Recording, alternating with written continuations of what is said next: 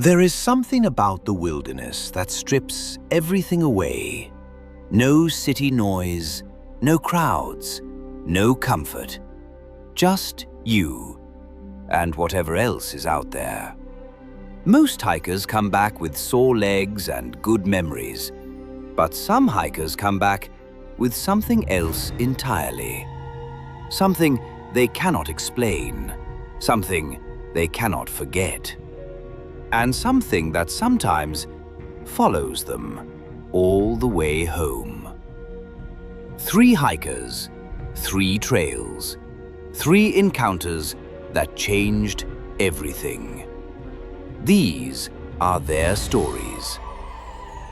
And if you are listening to this alone tonight, you might want to stay away from the dark.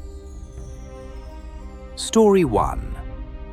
This is the story of Sarah, a 27-year-old from Colorado, an experienced solo hiker who set out on a familiar mountain trail one September morning.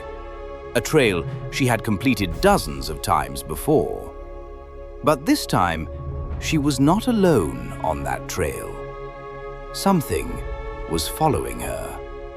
Something that matched her pace exactly. Something that disappeared every time she turned around.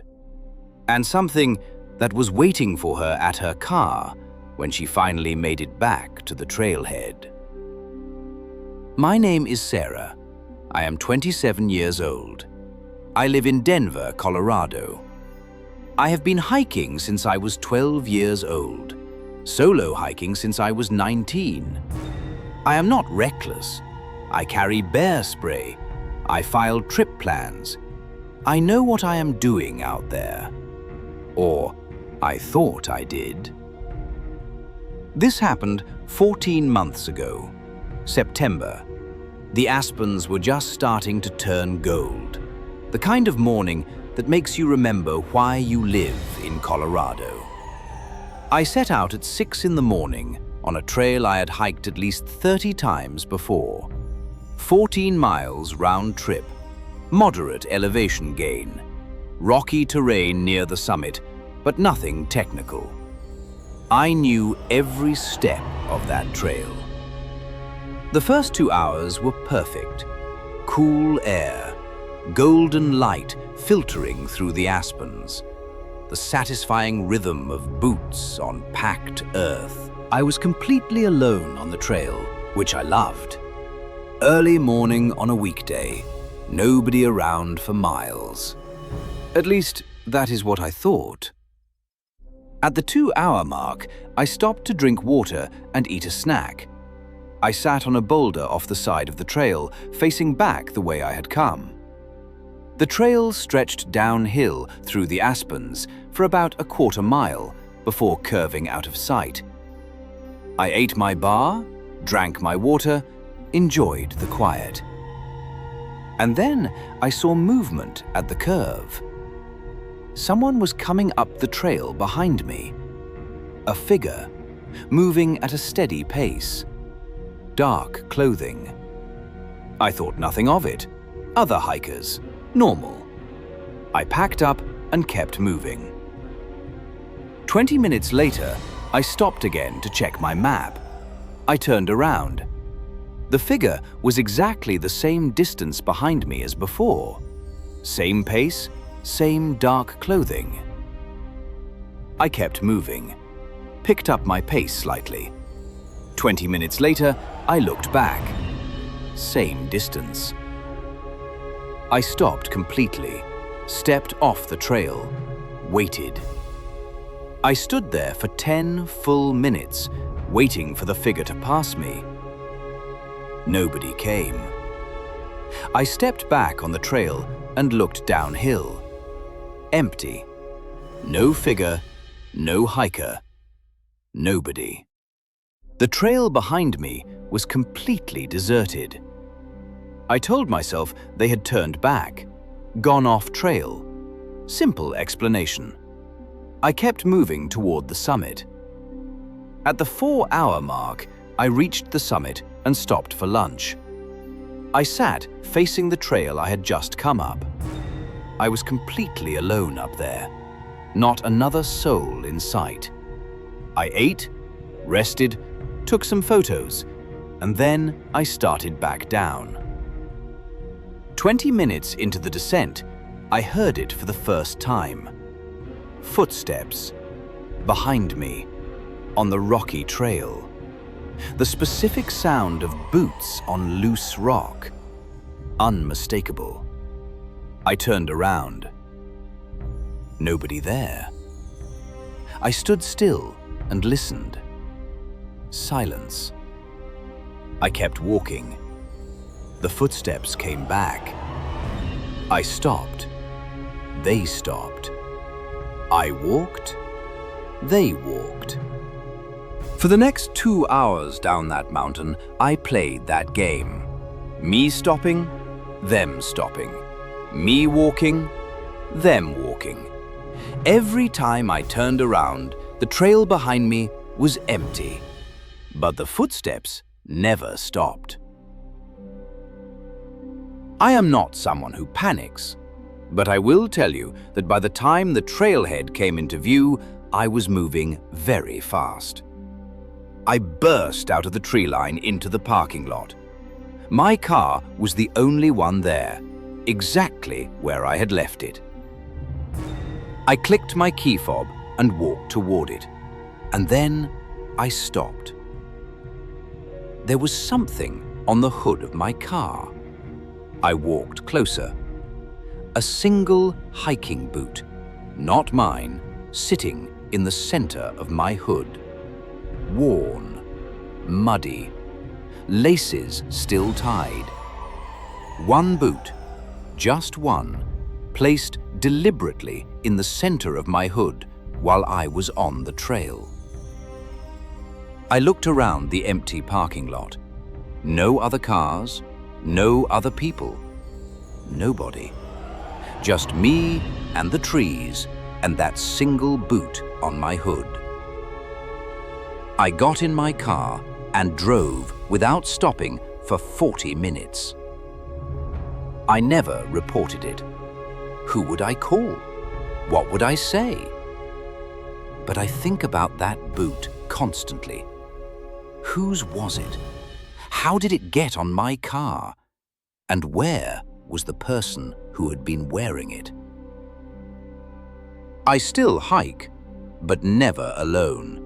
And I never take trails I know by heart anymore, because I have learned that familiarity does not mean safety. Story 2. This is the story of Owen, a 32-year-old from Oregon, an avid backpacker who took a 3-day solo trip into the Cascades wilderness. Everything went normally for the first day and a half, until he found the camp. An abandoned campsite deep in the backcountry, with a fire still burning, food still cooking, personal belongings still laid out, but not a single person in sight. And then the journal he found in one of the tents, the last entry dated that same morning, and the last line of that entry describing someone standing outside the tent, watching. For 3 nights in a row. My name is Owen. I am 32 years old. I live outside of Portland, Oregon. I have been backpacking the Cascades for 10 years. Solo trips of 3 to 5 days, remote routes, minimal trail traffic. I have spent a lot of nights alone in the wilderness. Nothing ever prepared me for what I found on this trip. Day 1 was straightforward. 8 miles in, good weather, set up camp beside a creek, perfect conditions. Day 2, I pushed deeper into the backcountry, off the main trail onto a less traveled route I had researched for months. By midday, I was well beyond where most hikers go, the kind of deep that feels different, quieter, heavier. At around 2 in the afternoon, I smelled smoke, wood smoke, campfire, which surprised me. I had not expected to encounter anyone this far in. I followed the smell off-trail for about 5 minutes and found the camp. It was a proper setup: 2 tents, a fire ring with a healthy fire burning, a pot hanging over the fire with something inside still simmering, 2 camp chairs, boots lined up outside one of the tents, a book open and face down on one of the chairs, like someone had just set it down. Everything exactly as you would expect a camp to look if the people had just stepped away for a moment. I called out, "Hello? Anyone here?" No response. I waited 15 minutes, called out again. Nothing. I checked the pot. Oatmeal. Still hot, still cooking. People do not leave a fire burning and food cooking and walk away. Not in the backcountry. Not experienced campers. I decided to wait, give them 30 minutes to come back. I sat in one of the camp chairs, and that is when I noticed the journal. It was sitting on top of one of the packs near the tent, open. I know it was wrong to read it, but something made me look. The handwriting was neat, careful. The entries were dated, 3 days worth. Day 1, normal, good weather, beautiful scenery. Day 2, same, enjoying the solitude. And then day 3, that morning. The entry started normally. Woke up early, good sleep, planning the day's route. And then the last paragraph. It said that for the past 3 nights, something had been standing outside the tent. Every night at the same time, around 3 in the morning. Not moving, not making sound, just standing there, right outside the tent wall. Close enough that the writer could see its shadow through the fabric, close enough to touch through the nylon. The writer said they had not gone outside to look, had not made a sound, had just lain there each night watching that shadow until it moved away before dawn. The last line of the entry said they were going to look this morning. They were going to finally go outside and look. I set the journal down.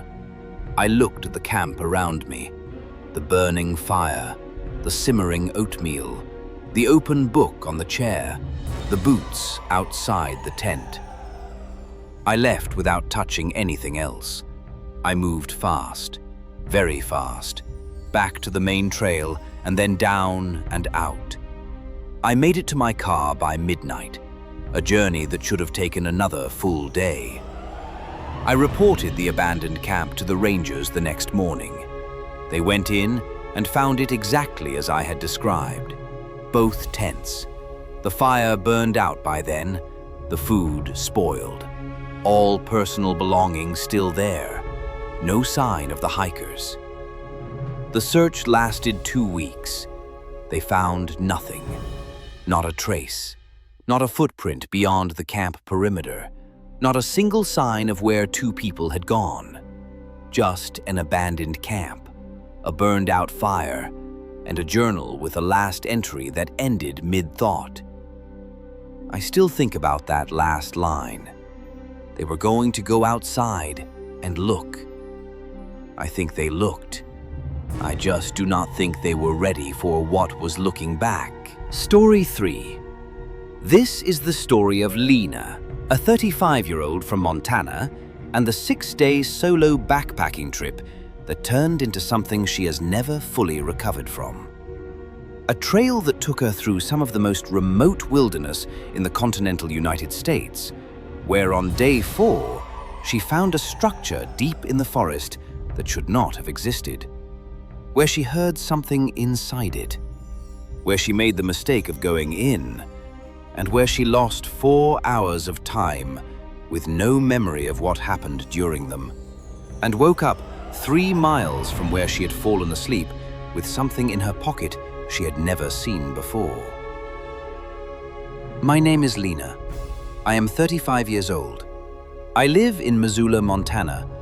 I am a wilderness guide by profession. I have led expeditions across North America for 12 years. I have more backcountry experience than most people will accumulate in a lifetime.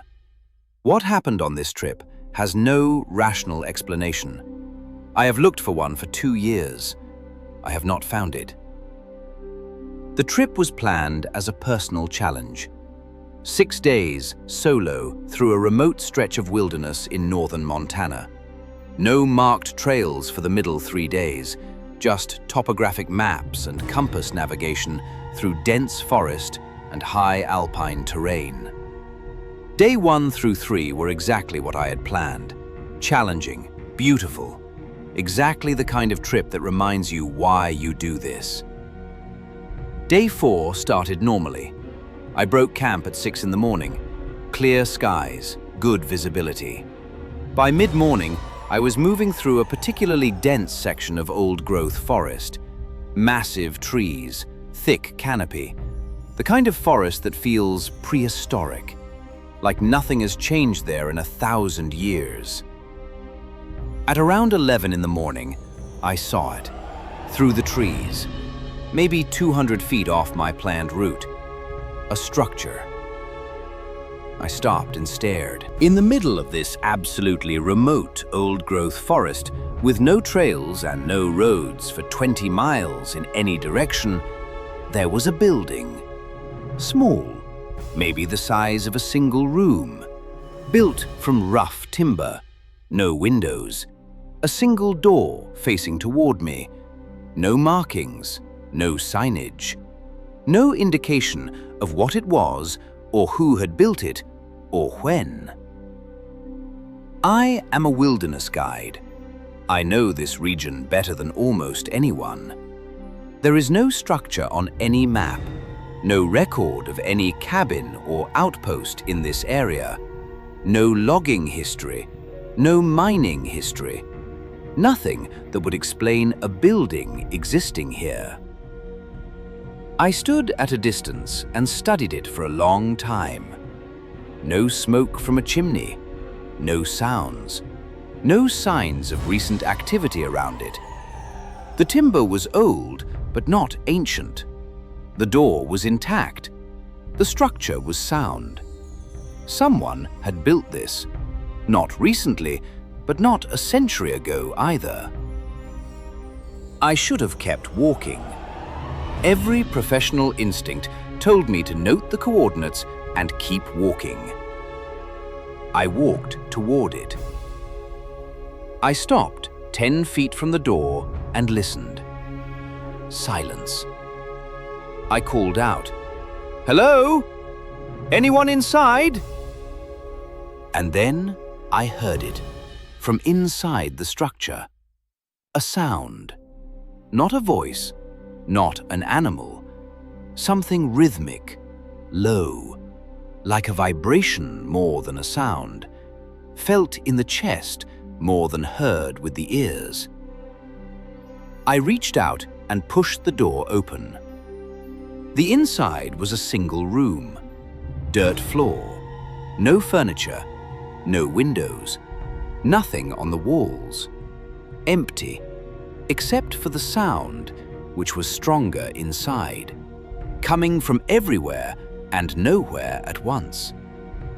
I stepped inside. And that is the last thing I remember. I woke up outside, on the ground, on my back, looking up at the tree canopy. My pack was beside me. My gear was intact.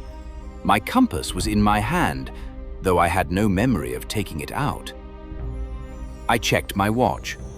4 hours had passed. 4 hours of which I have absolutely no memory. No sense of time passing. No dreams. No darkness. Just the moment I stepped inside the structure, and then the moment I was lying on the ground outside. 4 hours gone. I stood up, looked around. The structure was gone. Not burned, not collapsed, not hidden by trees. Gone. The ground where it had stood was clear. Old-growth forest, no disturbed earth, no timber remnants, no foundation, as if it had never existed. I checked my GPS coordinates. I was 3 miles from where I had been when I found the structure. 3 miles through dense forest in an unknown direction, with no memory of walking. I got my bearings and moved quickly toward my extraction point. I did not stop, did not make camp, walked through the night and reached the trailhead by morning. When I got to my car, I emptied my pockets: phone, lip balm, trail map, emergency whistle, and something else. A small, smooth stone, dark gray, almost black, perfectly round, perfectly smooth. Not a natural stone, too perfectly spherical, too perfectly smooth, like it had been made, like it had been placed in my pocket. During those 4 hours, I cannot account for. I have had the stone analyzed. The mineralogist told me it was unlike any stone native to Montana or to anywhere in North America. He could not identify the mineral composition. He asked me where I had found it. I did not know how to answer that. I still have the stone. I keep it in a drawer. I do not look at it often, but sometimes, in the middle of the night, I wake up suddenly for no reason, and the drawer is open. I do not remember opening it. 3 hikers, 3 trails, 3 encounters with something that does not belong in any field guide, or map, or rational explanation. Sarah still finds single boots sometimes. Not on her car anymore, on her porch. She does not know how they get there. Owen never went back to the Cascades. He told me last month that he still reads that journal entry in his dreams sometimes. Every night, the same line, repeating. They were going to go outside and look. And Lena retired from wilderness guiding 6 months after her trip. She told me she still guides day hikes close to town sometimes, but she will not go back into deep wilderness. Not because she is afraid of what she might find, but because she is afraid that whatever she found in that structure might recognize her. The wilderness is not empty. It has never been empty. We walk into it with our maps and our compasses and our careful plans, and we tell ourselves we are prepared. But the wilderness is older than preparation, older than maps, older than any trail we have ever cut through it. And some parts of it do not want to be found. The next time you are deep in the backcountry and you find something that should not be there, something that has no explanation, something that pulls you toward it, keep walking. Do not stop. Do not go inside. And whatever you wake up holding in your hand that you do not remember picking up, put it back. Good night.